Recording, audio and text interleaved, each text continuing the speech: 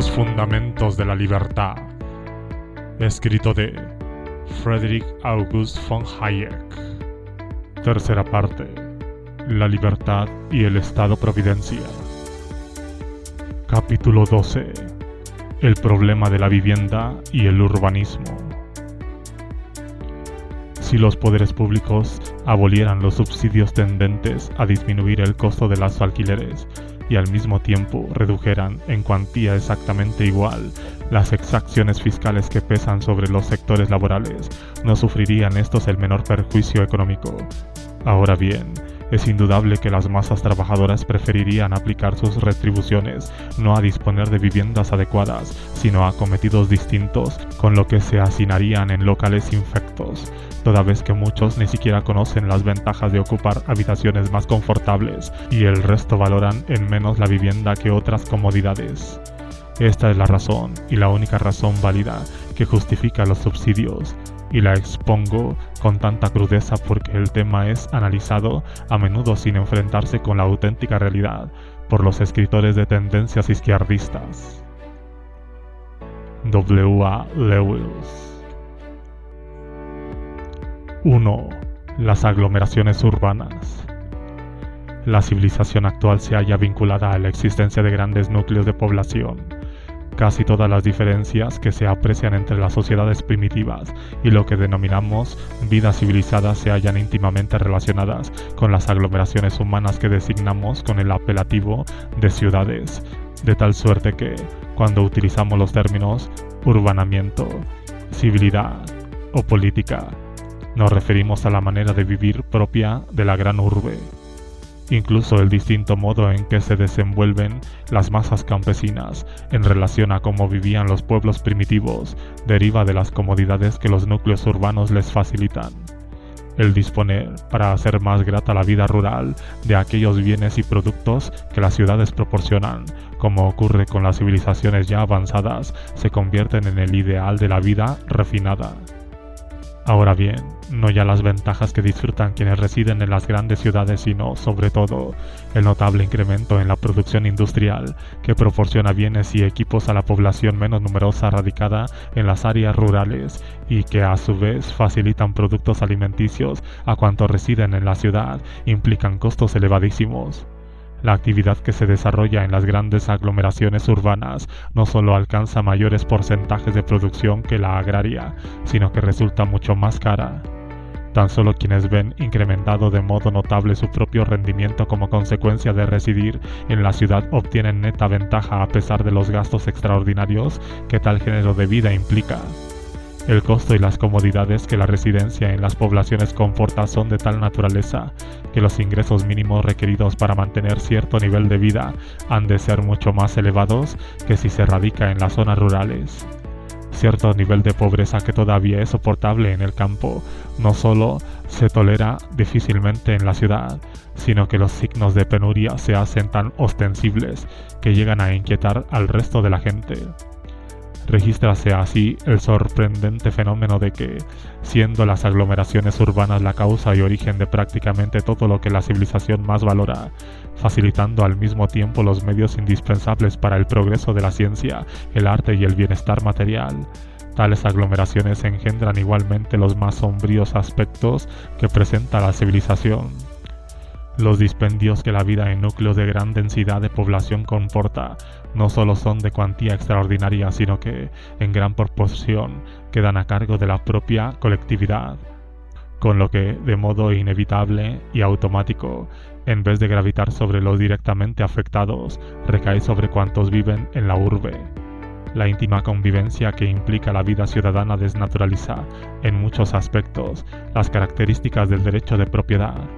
En tales condiciones, solo hasta determinado límite es cierto el supuesto de que los actos de dominio realizados por el titular de un bien cualquiera le afectan de modo exclusivo, lo que los economistas denominan efectos de vecindad, es decir, aquellas repercusiones que provocan sobre el patrimonio de terceros los actos que determinado dueño realiza en el suyo revisten la máxima importancia. En realidad, acontece que el uso de cada parcela ubicada en las ciudades depende en cierta medida del actuar de quienes residen en sus inmediaciones y, en parte también, de los servicios públicos que la propia colectividad facilita y sin los cuales la utilización práctica de los inmuebles propiedad de cada vecino apenas si sería posible. Los conceptos básicos de propiedad privada y libertad de contratación, como consecuencia de lo expuesto, no facilitan una solución inmediata a los complejos problemas que plantea la vida ciudadana. Aun suponiendo que no hubiera existido autoridades investidas de poder coactivo, no cabe duda que las preeminentes ventajas que ofrecen las grandes aglomeraciones urbanas habrían motivado la aparición de instituciones capaces de establecer, respetando el goce de los derechos inherentes a la propiedad, una adecuada delimitación entre la superior facultad de determinar cuál sea el destino que deba darse a las áreas en plan de urbanización y la subordinada que incumbe al particular en cuanto al disfrute de las parcelas enclavadas en aquellas. En muchos aspectos, las funciones que desempeñan las corporaciones municipales se corresponden con las que entrañaría el ejercicio de la facultad superior a que acabamos de aludir. Es innegable que, por desgracia, hasta hace bien poco, los economistas han prestado escasa atención a los problemas que plantea coordinar los diferentes aspectos del desenvolvimiento de las ciudades, aun cuando algunos aparecen como los más acerbos develadores de las malas condiciones que caracterizan a muchas viviendas.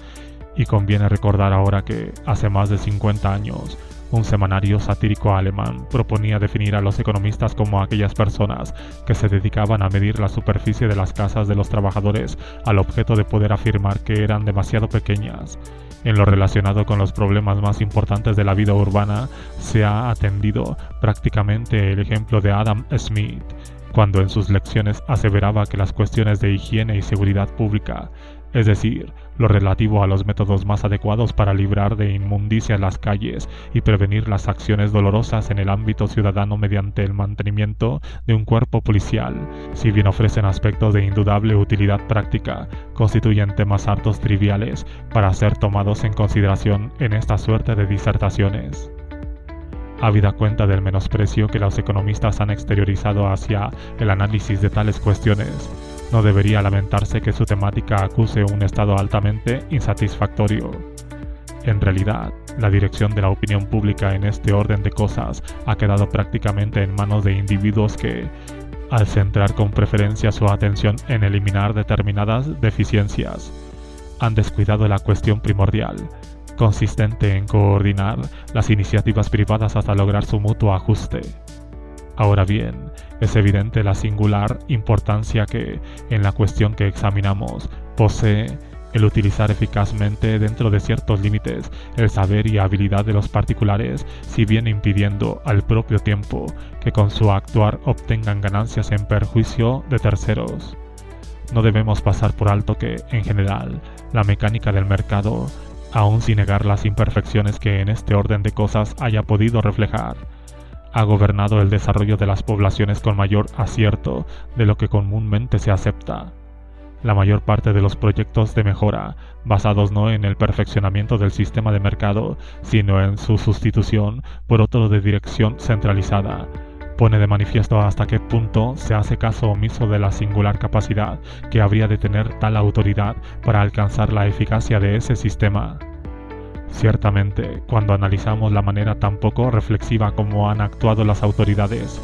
que, sin percatarse con excesiva claridad de las fuerzas que impulsan el progreso de las ciudades, se enfrentaron con cuestiones harto complejas, nos maravillamos de que los resultados adversos no hayan sido mayores. Gran parte de las medidas encaminadas a combatir determinados males no han conseguido sino empeorarlos, y en sus últimas manifestaciones han puesto en manos de los jerarcas un mayor control potencial de la vida privada del que, en circunstancias normales, disponen cualesquiera otras autoridades. 2. La congelación de los alquileres. Examinemos, ante todo, la congelación de los alquileres. He aquí una medida que, para afrontar pasajeras emergencias, fue siempre adoptar con carácter circunstancial, sin que se considerara en ningún caso solución definitiva. Ahora bien, es difícil negar que en numerosos países de la Europa occidental ha tomado carta de naturaleza, traduciéndose en una limitación de la libertad y del bienestar de la gente más nociva que cualquier otra derivada de la injerencia estatal, salvo la que ha puesto en marcha los procesos inflacionarios. El sistema se implanta durante la Primera Guerra Mundial con la finalidad de impedir el alza momentánea de los alquileres, y sin embargo, se ha mantenido en muchos países durante más de 40 años, haciendo caso omiso de los efectos que la inflación al propio tiempo provocaba, con lo que la renta inmobiliaria es notoriamente inferior a la que hubiera fijado el libre mercado. Mediante tal mecanismo, la propiedad urbana ha sido objeto de una efectiva expropiación. No puede caber la menor duda que la congelación de los alquileres, en mayor grado que en cualquier otra medida de tal naturaleza, ha agravado a la larga el mal que pretendía curar y ha dado origen a un estado de cosas que, en definitiva, faculta a quienes ejercen la autoridad para, de modo arbitrario, interferir el libre desplazamiento de los seres humanos. No solo ha contribuido de modo notable a quebrantar el respeto a la propiedad, sino que incluso ha debilitado el sentido de responsabilidad de la gente. Estas afirmaciones serán tildadas de extemporáneas y exageradas por aquellos que no han soportado directamente durante un largo periodo las repercusiones derivadas de la legislación de alquileres. Ahora bien, para cuantos no pasa inadvertido el progresivo empeoramiento de los edificios dedicados a vivienda y la influencia que en el tono general de vida de los habitantes de París, Viena o incluso Londres ejerce su lamentable estado, forzosamente son claras las deletéreas repercusiones de medidas de tal naturaleza sobre el conjunto de las actividades mercantiles e incluso sobre el carácter de toda la población.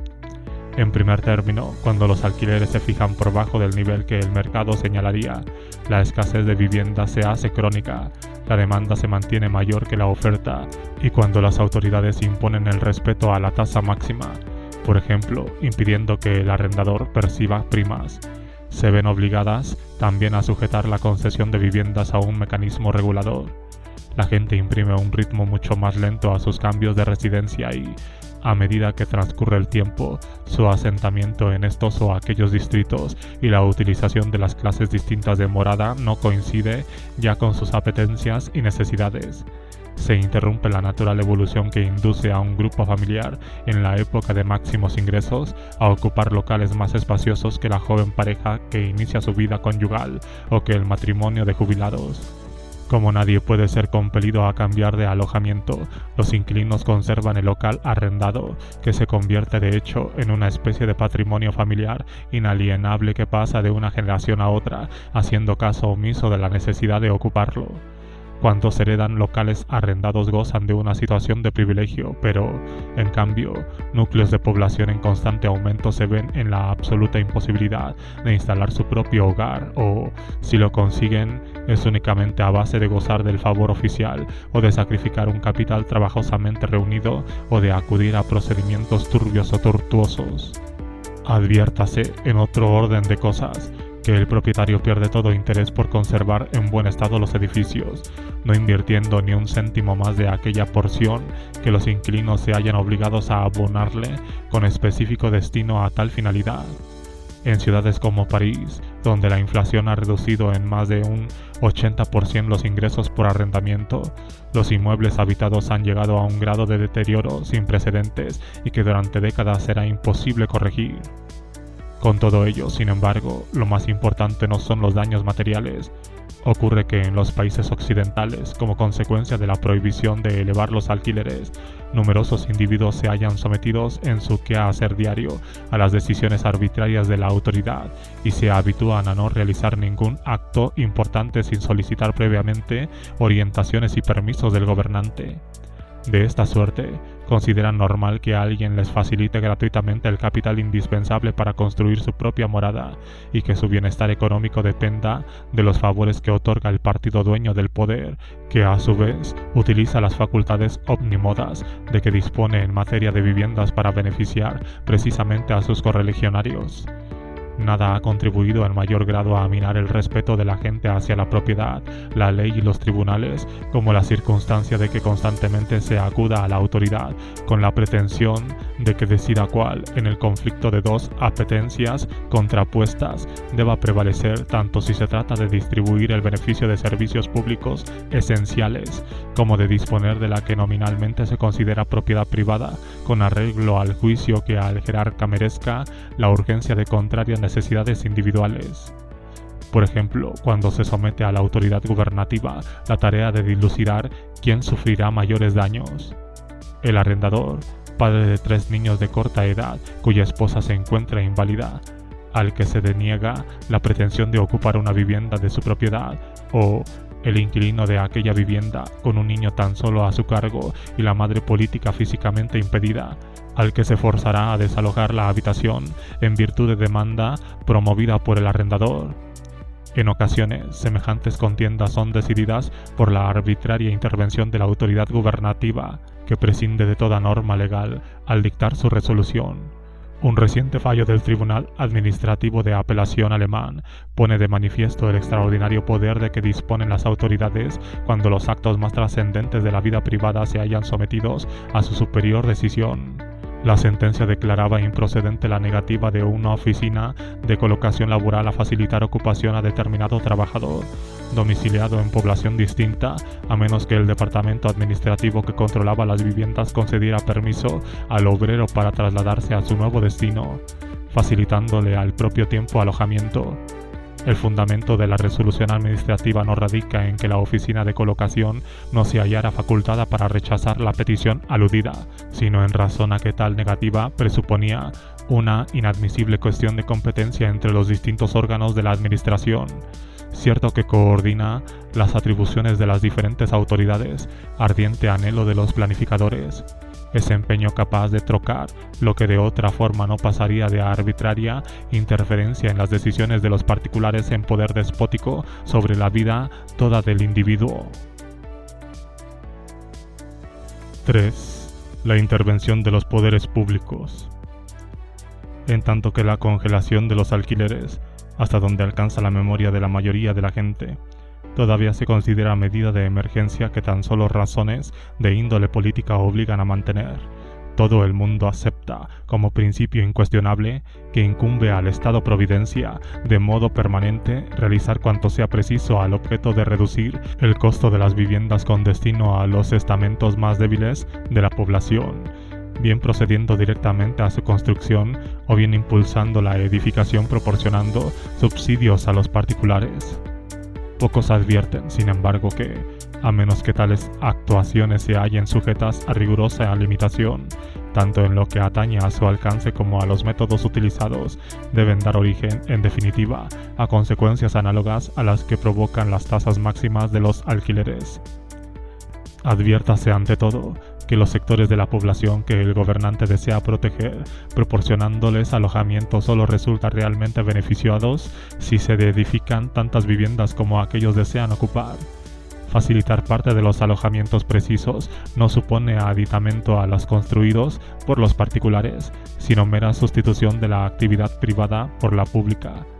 En segundo lugar, las casas baratas proporcionadas por el poder público han de quedar rigurosamente asignadas al estamento que se desea proteger, y el mero hecho de colmar la demanda a precios más asequibles obliga a facilitar un número de viviendas notablemente superior al que tales núcleos urbanos, en otro caso, hubieran requerido. No se olvide, por último, que en términos generales, solo se puede canalizar la actividad pública a la construcción de viviendas con destino a las familias más necesitadas si se parte del obligado supuesto de que los nuevos alojamientos no han de ser más cómodos ni de alquileres más módicos que los utilizados antes por tales núcleos de población, puesto que si se diera el caso de que los individuos así protegidos gozaran de mayores ventajas que los situados inmediatamente sobre ellos en cuanto a medios económicos, la presión que realizarían para obtener análogo beneficio sería tan irresistible que desencadenaría un proceso constantemente renovado y que progresivamente incrementaría el número de solicitantes. De todo lo anterior se infiere, como reiteradamente afirman quienes pretenden introducir reformas en materia de vivienda, que cualquier profunda alteración que los poderes públicos introduzcan en el sistema de alojamientos urbanos resultará inoperante si el proporcionar morada a todos no se considera servicio público, cuyo costo ha de soportar el erario. Ahora bien, esta fórmula no solo constituye grave amenaza a la libertad, sino que obliga a la gente a destinar al capítulo de la vivienda más de lo que en realidad desea. Salvo que el Estado no fuera capaz de colmar la demanda actual de viviendas más confortables y a tipos asequibles de alquiler, resultará ineludible introducir un mecanismo permanente que regule el disfrute de las ya existentes. Tal sistema comportaría el que, en definitiva, decidieran los jerarcas qué parte de sus ingresos debería la gente destinar a vivienda, así como la clase de morada a asignar a cada individuo o grupo familiar. Es fácil imaginar el omnímodo poder que gravitaría sobre la vida humana si quedara al libre arbitrio de los jerarcas la concesión de viviendas. Tampoco debemos silenciar que numerosos esfuerzos llevados a cabo para asignar el carácter de servicio público a la construcción de alojamiento han dificultado seriamente mejorar los locales destinados a viviendas, ya que paralizan las fuerzas que provocan la gradual rebaja de los costes de edificación. Todos los monopolios son indudablemente antieconómicos, pero la máquina burocrática estatal lo es todavía más. La supresión del orden competitivo y la tendencia al inmovilismo, característica de cualquier sistema de planificación centralizada, impide sin lugar a dudas alcanzar el anhelado objetivo. Técnicamente posible si se aplican los adecuados métodos de reducir de modo creciente y sustancial los costes de la edificación. La construcción de viviendas por la administración pública y el otorgamiento de subsidios a los particulares al objeto de que tal género de edificaciones se incremente puede, por tanto, y en el mejor de los casos, resultar beneficiosa para aquellos sectores de la población económicamente más necesitados, pero tales medidas al propio tiempo los somete a tan alto grado de dependencia de los poderes públicos que se plantea un grave problema político si los beneficiarios llegan a ser la mayoría de las poblaciones. La política de vivienda a que venimos haciendo referencia no es inconciliable, como también acontece con la asistencia a los menesterosos con un sistema general de libertad, pero suscita gravísimas cuestiones que debemos afrontar resueltamente si queremos evitar sus nocivas repercusiones. 4. Problemas que plantea el hacinamiento. La oportunidad de obtener mayores ingresos y el disfrute de otras ventajas que la residencia en las poblaciones proporciona queda compensada en gran medida por los mayores gastos que tal género de vida implica, gastos que generalmente se incrementan cuanto mayor es la categoría de la ciudad. Aquellos que por trabajar en la urbe ven incrementados sus ingresos se hallan en situación más ventajosa, aun cuando por serles necesario trasladarse diariamente entre puntos distantes hayan de abonar el precio de transporte y alquileres más altos por una modesta morada. Otros disfrutarán de estas ventajas y no se ven en el caso de destinar parte de sus ingresos a gastos de transporte, o no han de residir en barrios caros, o no les importa ocupar habitaciones reducidas a cambio de disponer de mayores sumas con que proporcionarse otras comodidades. En el centro de las poblaciones existen viejos caserones cuyos solares gozan en la actualidad de tan gran demanda para fines distintos de la vivienda, que carecería de interés dedicados a edificar nuevas moradas. Tales inmuebles, tiempo ha desechado por las personas pudientes, proporcionan a quienes se hallan empleados en menesteres de bajo rendimiento la oportunidad de disfrutar las ventajas que la ciudad ofrece a base de vivir hacinados en extremo. En tanto existan individuos dispuestos a ocuparlos, lo más conveniente en muchos casos es no derribarlos, con lo que se da la paradoja de que los más necesitados habitan con frecuencia en distritos cuya superficie edificable tiene gran valor y que los propietarios obtienen saneadas rentas de inmuebles ubicados en la parte más desmantelada de la urbe. Los edificios de esta categoría continúan dedicados a vivienda en razón a que los viejos inmuebles originan reducidos gastos de conservación, pudiendo albergar en cambio numerosas familias.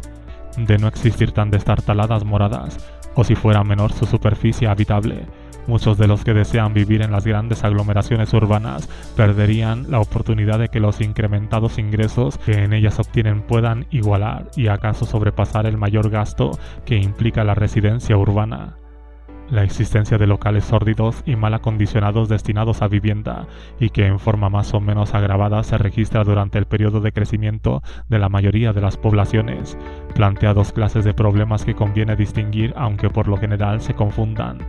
La existencia de barrios insalubres, cuyos moradores arrastran una vida generalmente mísera, actuando con frecuencia al margen de la ley, provoca, sin duda, un efecto deletereo sobre el resto de la población y obliga a la autoridad municipal o a los ciudadanos a hacer frente a ciertos gastos que, en cambio, no soportan los residentes de los mencionados distritos. En tanto que para los usuarios de tales viviendas sean ventajosos residir en el centro de la ciudad, teniendo en cuenta que el municipio toma a su cargo el costo que su proceder ocasiona, existe la posibilidad de que tal situación se altere transfiriendo los costos al propietario, lo que sin duda daría lugar al derribo de los viejos e insalubres caserones y a levantar nuevos inmuebles que el comercio o la industria utilizarían.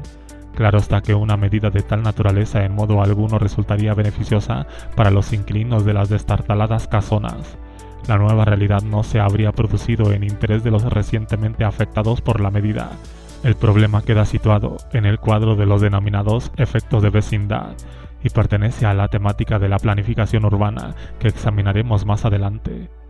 Las razones que aconsejan la demolición de los sórdidos distritos o suburbios, si se contemplan tomando en consideración la conveniencia o la necesidad de sus usuarios, son completamente distintas. En tal supuesto se plantea un auténtico dilema. La gente, si se decide a vivir hacinada en destartalados inmuebles, es tan solo porque de tal suerte se le proporciona la ansiada oportunidad de beneficiarse de las altas remuneraciones que la actividad ciudadana proporciona. Ahora bien, cuando se pretende que tan sórdidas viviendas desaparezcan, hay que elegir de dos cosas aún. O bien se impide que los individuos en cuestión aprovechen lo que constituye una parte de sus ingresos ordenando el derribo de sus míseros alojamientos, pero de módicos alquileres, donde radicaba su ventajosa situación, y se les obliga a abandonar la ciudad hasta tanto no se disponga para todos de locales con condiciones mínimas de habitabilidad. O en otro caso, se les facilita viviendas decorosas a menor precio de su costo, lo que equivale a otorgarles un subsidio que les permita continuar residiendo en la urbe, causa a su vez de que nuevas gentes que se hallan en análoga situación inicien su éxodo a la ciudad. De tal suerte, no solo se contribuye a que las ciudades crezcan más allá de lo razonable, sino que se facilita la aparición de ciertos grupos a cuyas necesidades habrá de proveer la comunidad. Cuando así acontece, las autoridades pronto se consideran investidas de la facultad de decidir a quién se le permite trasladarse a determinada ciudad y a quién no.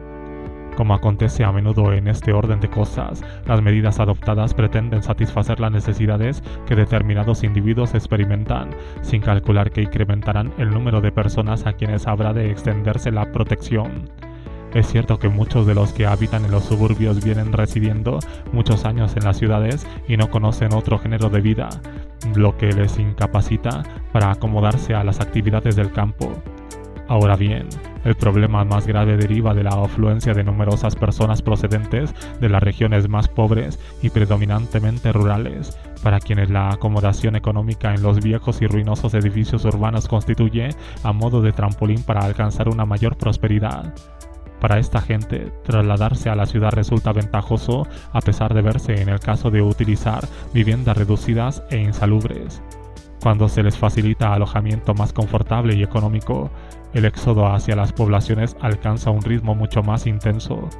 Solo existen dos maneras de resolver el problema. O bien se permite que los factores económicos disuasivos operen, o bien se implanta un rígido control que imponga orden y canalice la afluencia de nuevas gentes. Los partidarios de la libertad consideran la primera solución como mal menor. El problema de la vivienda en modo alguno constituye un problema independiente con solución aislada, sino que se halla involucrado con cuantos temas plantea la pobreza y que únicamente se puede resolver elevando el nivel de vida de todos. Ahora bien, este objetivo se distanciará si acudimos a subsidiar a determinadas personas precisamente para que abandonen aquellas comarcas donde sus ingresos superan a sus gastos y se instalen en otra donde ocurrirá lo contrario, o bien si se ponen obstáculos al desplazamiento de quienes consideran que el emigrar de un lugar ha de permitirles obtener mayores ingresos aun cuando sea a costa de vivir en condiciones que nosotros consideramos deplorables.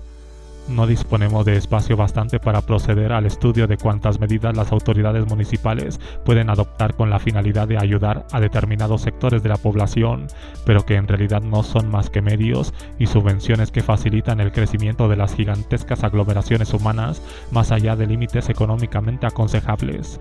Cuántas fórmulas se ingenian para, invocando una supuesta conveniencia pública, facilitar a la gente servicios por bajo de su costo, con la finalidad inicial de descongestionar las poblaciones y favoreciendo el ulterior crecimiento de los distritos del extrarradio, no hacen a la larga más que empeorar las cosas. Las censuras que han provocado la política de la vivienda implantada en Inglaterra son igualmente aplicables a la mayoría de los países. Nos hemos sometido a aquellas directrices que suponen la concesión de recursos económicos con destino al mantenimiento de las aglomeraciones urbanas financiados mediante la exacción fiscal que ha de soportar todo el país, lo que provoca y estimula el crecimiento antieconómico de las grandes ciudades. 5. Urbanismo y derechos de propiedad. El normal ejercicio de las facultades dominicales provoca en las grandes poblaciones, por las relaciones de vecindad, beneficios o perjuicios que afectan a terceros, suscitando nuevos problemas a razón a que el mecanismo de los precios no los acusa con la debida precisión. Las ventajas o desventajas que originan el disfrute de la propiedad mobiliaria afectan, por lo general, de modo exclusivo a sus titulares, a diferencia de cuando se trata de una parcela de terreno, pues acontece entonces con frecuencia que su uso repercute necesariamente en la utilidad de los precios colindantes. En el ámbito ciudadano, lo expuesto hace referencia a la actuación de los titulares de la propiedad privada y, en mayor grado todavía, a la forma en que se utilicen los terrenos comunales, tales como las calles o los lugares de recreo y esparcimiento, tan esenciales en la ciudad. Para que el mercado pueda armonizar los esfuerzos de los individuos, tanto el propietario como las autoridades que gobiernan los servicios públicos han de hallarse emplazados de tal suerte que se percaten de los efectos que su conducta provoca sobre los bienes ajenos. Tan solo cuando el valor de los patrimonios privados y públicos refleja la totalidad de las repercusiones derivadas de su uso, el mecanismo de los precios opera en debida forma. En la especial regulación antes mencionada, tal realidad queda muy debilitada. El valor de los bienes inmuebles es influido por la manera en que el resto de la gente usa de los suyos, y más todavía por los servicios públicos habilitados y los reglamentos que las autoridades imponen, y a menos que, al adoptar decisiones, se haya tenido en cuenta tales efectos, existen pocas probabilidades de que el beneficio exceda al costo total. Ahora bien, aun cuando el mecanismo de los precios constituye una guía imperfecta para el goce de la propiedad urbana, no se puede prescindir del mismo si el proceso de desarrollo incumbe a la iniciativa privada y si ha de operar el conocimiento y previsión dispersos entre toda la gente. Hay razones de peso a favor de la adopción de cualesquiera medidas prácticas conducentes a que ese mecanismo funcione de modo más eficaz y a que los propietarios tomen en consideración todas las posibles consecuencias de sus actos. El marco jurídico dentro del cual las decisiones de los titulares de propiedad privada han de coincidir con el interés público deberá, por tanto, ser más casuístico y adaptado a las circunstancias locales de lo que requiera cualquier otra especie de propiedad. Tal planificación urbana, que en general se apoya en el mercado, dicta normas para el desarrollo de ciertos sectores de la ciudad, dejando, de todos modos, que el particular actúe libremente y constituye una parte no despreciable del esfuerzo que impulsa al mercado a operar con mayor eficacia. Existe otro tipo de injerencia totalmente distinto aun cuando se le designa también con el nombre de planificación urbana o urbanismo. A diferencia del anterior, esta última prescinde deliberadamente del mecanismo de los precios y aspira a imponer en su lugar una dirección centralizada. Gran parte de la planificación urbana que llevan a cabo arquitectos e ingenieros, ignorando en absoluto la función que desempeñan los precios en la coordinación de las actividades individuales, corresponde a tal tipo de injerencia. Incluso cuando no pretende someter el futuro desenvolvimiento urbano a un plan preconcebido que asigne determinado uso a cada parcela de terreno, su finalidad, en definitiva, no es otra que hacer cada vez más inoperante el mecanismo del mercado.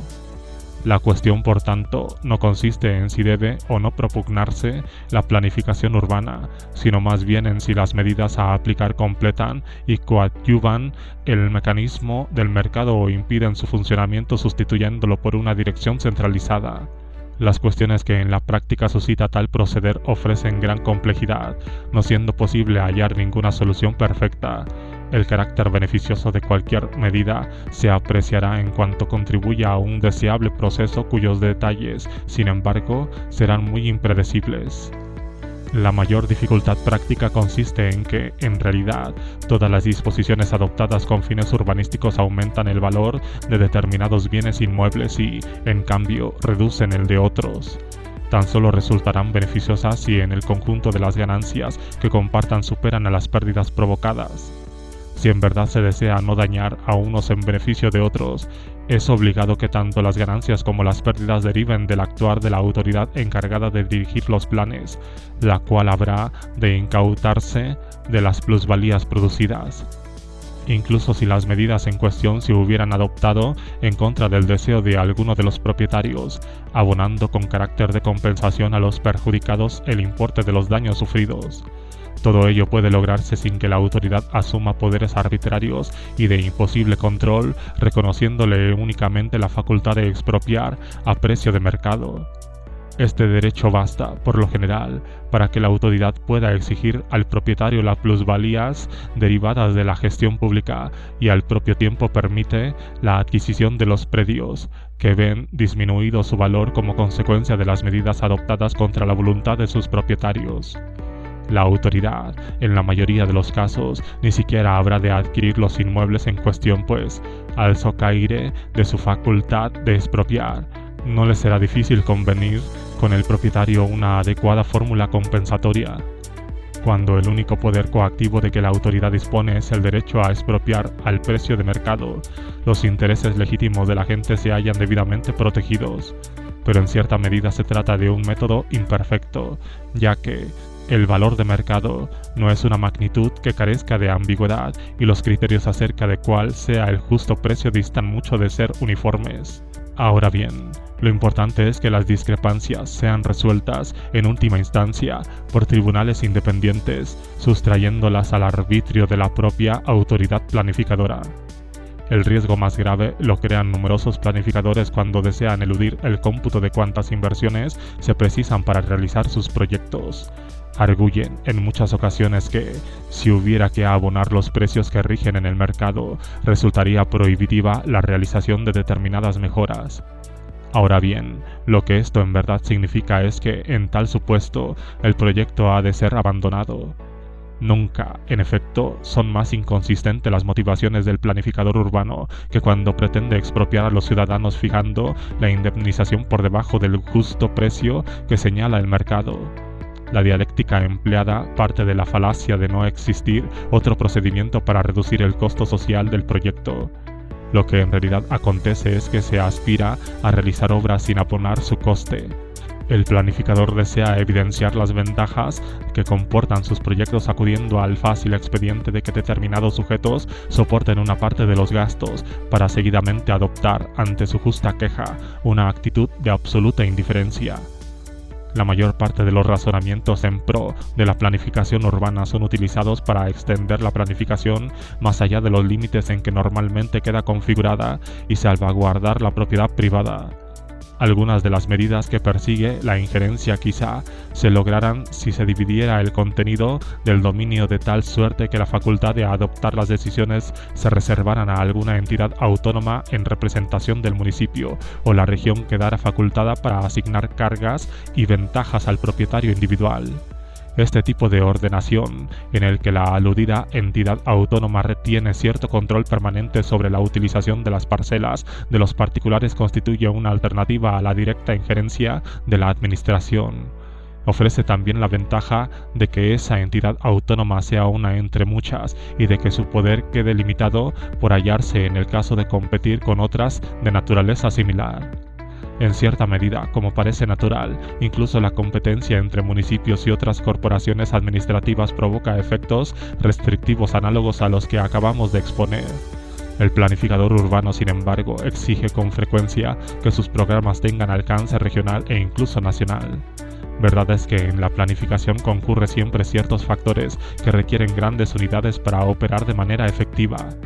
Ahora bien, todavía es más cierto que, a medida que el área de la planificación centralizada se amplía, los datos peculiares de carácter local se tienen menos en cuenta.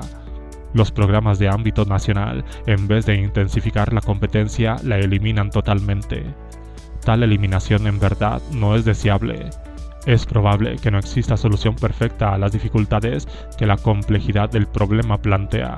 pero los mejores logros derivarán siempre de la aplicación de un método que opere principalmente a través de alicientes ofrecidos a los particulares, permitiéndoles disponer a su antojo de sus predios, puesto que ningún otro mecanismo utiliza tan adecuadamente los dispersos conocimientos, posibilidades y perspectivas derivadas de todo proceso de desarrollo como lo hace el mercado.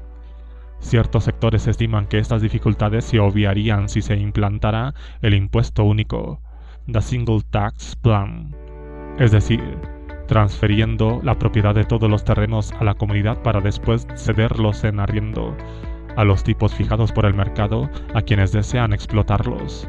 Este sistema de socialización de la tierra es, sin duda, considerando su aspecto lógico, el más seductor y plausible de todos los programas socialistas. Si los supuestos de hecho en que se basa fueran correctos, es decir, si fuera posible distinguir de modo inequívoco el propio valor de las fuerzas permanentes e indestructibles del suelo, y el que deriva de dos clases de mejoras, las procedentes de la acción colectiva y las debidas al esfuerzo del propietario individual, las razones en favor de su instauración serían muy sólidas. Pero las dificultades mencionadas derivan de las circunstancias de que aquella diferenciación no puede hacerse con el rigor adecuado. Por otra parte, para que las parcelas en manos de los particulares proporcionaran el rendimiento debido, el precio del alquiler habría de quedar inalterable y el plazo del arriendo ser muy largo y de libre transmisión, con lo que tal sistema apenas diferiría de la propiedad privada y las cuestiones que esta última suscita reaparecerían. Aún suponiendo que las cosas fueran tan sencillas como pretenden los partidarios del impuesto único sobre la tierra, no cabe esperar que, implantándolo, se solucionarán los problemas que nos preocupan. 6. Control de la utilización de solares. El despotismo administrativo, bajo cuya férula los planificadores urbanos desean colocar la economía, queda bien ilustrado por las previsiones drásticas de la British Town and Country Planning Act de 1947. Aunque dicha ley fuera derogada tras una vigencia de pocos años, no le han faltado admiradores en todas partes e incluso se ha presentado como ejemplo digno de imitación por los Estados Unidos. La ley establecía nada menos que la expropiación de todas las ganancias que el propietario de suelo urbano obtuviera por cualquier cambio importante del destino que se le diera, y definiendo la ganancia como la plusvalía que hubiera registrado el valor de los terrenos en el supuesto de que no se hubiese permitido una utilización distinta, precio que podría haber sido igual a cero. La indemnización por la confiscación de tales plusvalías procedía de un fondo especialmente presupuestado al efecto. La tesis subyacente en tal mecanismo presuponía que la gente tan solo se hallaría facultada para enajenar determinada parcela a un precio no influido por cualquier cambio de su actual destino. Toda ganancia provocada por una alteración de su uso correspondería a la autoridad planificadora como precio del permiso para realizar el cambio, mientras que cualquier pérdida causada por una disminución de valor en función de su uso actual afectaría tan solo al propietario. En los casos en que una propiedad dejaba de ser rentable por mantenerla invariablemente destinada a determinada utilización, el impuesto de plusvalía,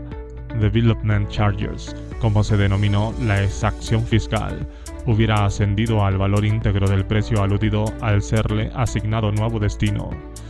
debido a que la entidad autónoma encargada de la aplicación de las disposiciones legales a que venimos aludiendo asumió facultades omnímodas sobre las pretensiones del particular en cuanto afectaban a alterar el destino de las parcelas de su propiedad, salvo si se trataba de terrenos dedicados a explotación agrícolas. Quedó en realidad investida de plenos poderes en lo atinente, así aquellos habían de aplicarse a finalidades industriales o mercantiles. Ahora bien, como quiera que la actuación de la entidad autónoma no podía quedar sujeta por su propia constitución a limitaciones, el Central Land Board puso pronto de manifiesto que no tenía el propósito de debilitar sus poderes imponiéndose normas que restringieran su actuar. Las instrucciones que dictó al iniciar su gestión expresaban lo anterior con singular claridad. El Central Land Board se reservaba explícitamente el derecho a separarse de aquellas instrucciones siempre que por razones especiales sus normas no fueran de aplicación, y asimismo, cuando juzgara conveniente modificar sus directrices.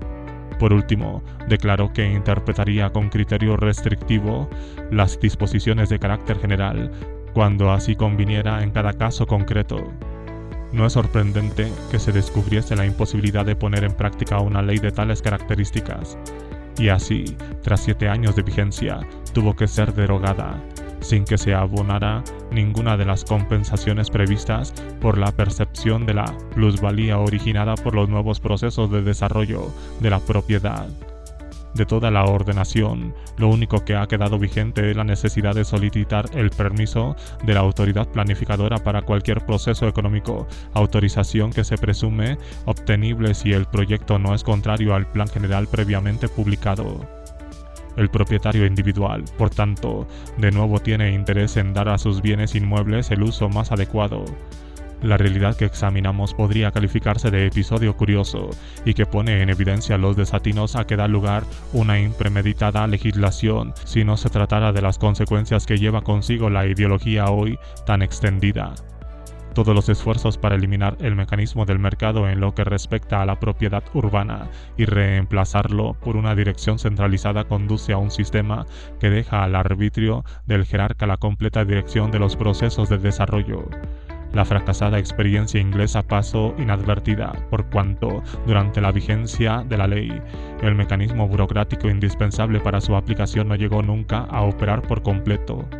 La ley y el aparato requerido para su aplicación eran tan complejos que nadie, salvo los escasos contribuyentes que, por su desgracia, quedaron prendidos en sus mallas, llegó a comprender de qué se trataba.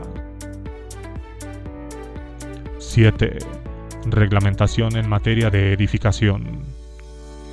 Las ordenanzas municipales relativas a la edificación urbana plantean problemas en muchos aspectos similares a los de la planificación de las ciudades. Aun cuando no se susciten importantes cuestiones de principio, es obligado proceder brevemente a su examen. 2 razones aconsejan que las edificaciones en la ciudad se sometan a regulación.